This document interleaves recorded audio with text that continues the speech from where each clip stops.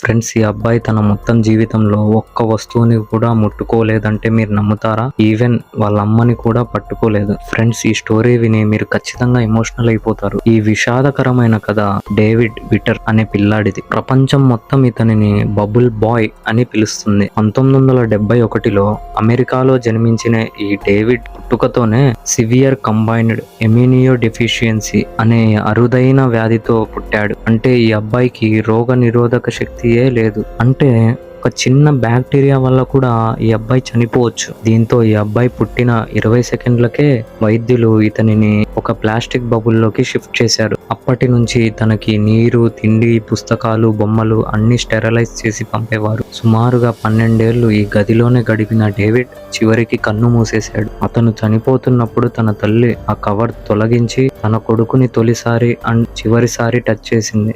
By the way, మీకు ఈ వ్యాధి గురించి తెలుసా?